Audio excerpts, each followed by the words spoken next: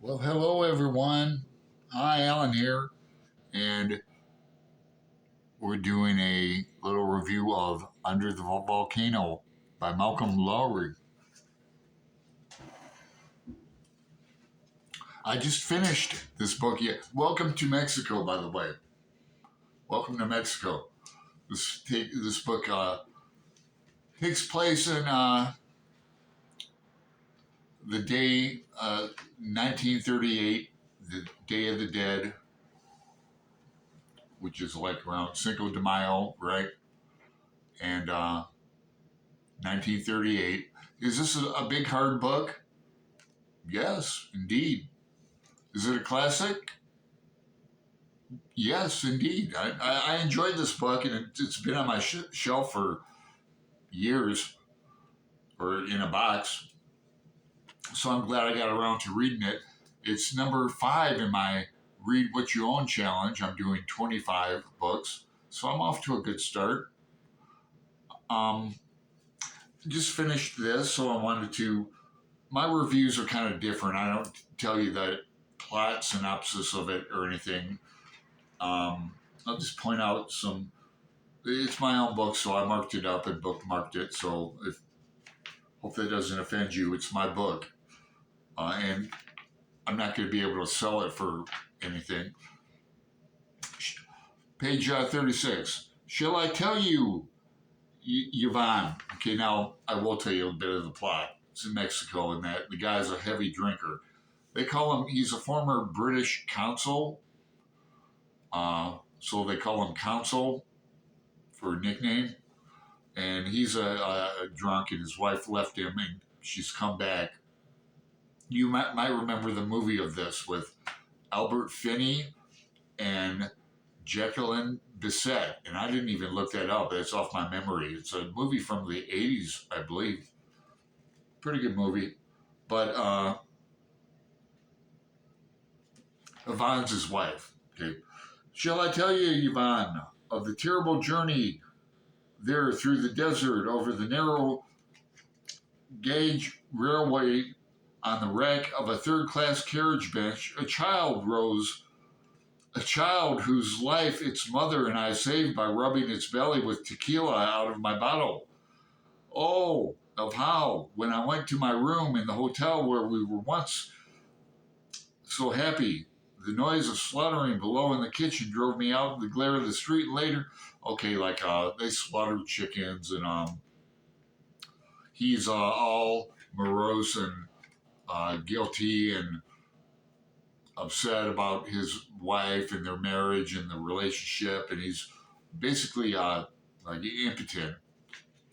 Not saying that he cannot achieve, but he's just the drinking, and he's emotionally impotent. Uh, you really get a taste for Mexico in this novel. A lot of Spanish in here, and he doesn't uh, translate the Spanish for you either. Like some books, like Joyce, another Ulysses. What other novel, famous novel, takes place in one day? But well, a little less than 24 hours, but 18 hours. Um, so Joyce will use Latin or something, but then he'll either, well, there'll be a note on it, of course, but he'll tell you in the text, but not so in this. But I know enough Spanglish and prison Spanglish and bad words and easy words like vamonos and things like that. But there's Spanish in here, Latin in here. Let's see, on to my next little bookmark. Dog ear. Strychnine. Yeah, this is back in '38. Remember, I guess strychnine was prescribed for everything from an aphrodisiac to belladonna to help you sleep. But strychnine, yeah. But my lord, Yvonne, surely you know by this time I can't get drunk however much I drink. You ever drink yourself sober? I have, when you drinking with friends and they're all under the table and you're all suddenly sober. He said almost tragically, taking a abrupt swallow of strychnine. Why do you think I like swilling down this awful Nux Vomica or Belladonna or whatever it is of Hughes? Now, Nux Vomica, I thought, was like Latin for throw up, but that's actually the plant that strychnine comes from. I looked it up. Uh, I might get down to work again and finish my book. So he's a writer, of course, which makes it interesting. He's like a journalist writer. Um, Sorry, it isn't any good, I'm afraid. The council shut the door behind him, and a small rain of plaster showered on his head. A Don Quixote fell from the wall. He picked up the sad straw knight. So that was a little like wall plaster uh, statue of Don Quixote. I thought was a nice touch. Um, yeah, it starts out with all these letters that Jeff, the consul, wrote to Yvonne. Then she comes back and he's just ill prepared, to say it lightly, to have her back. He's just an F up. And by, oh, here's some notes about Adolf Hitler. And, oh, yeah, Hugh is another character in here. Hugh is his brother in law, I believe. Yes, he was Yvonne's brother. A lot of stuff about guitar playing in here that I loved a lot. There's some Judaism in here too in the beginning. There's tattoo references in here. Judaism and neophyte rituals and Yesod, the tree of life, and that comes back around at the end.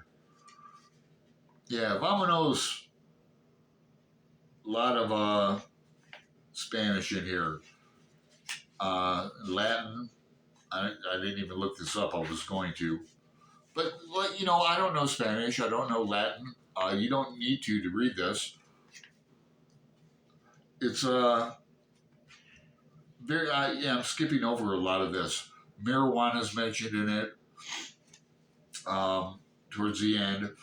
I'll read you this. It has nothing to do with marijuana. It has to do with volcanoes. He's between two volcanoes, by the way. Why were there volcanic eruptions? People pretend not to know because they might suggest tentatively under the rocks beneath the surface of the earth, steam, its pressure constantly rising, was generated because the rocks and the water decomposing form gases, which combined with the molten material from below, because the watery rocks near the surface were unable to restrain the growing complexity. This is the narrator like talking. He'll come in and give you information. Like I learned a lot about tequila and the slight differences between tequila and mezcal.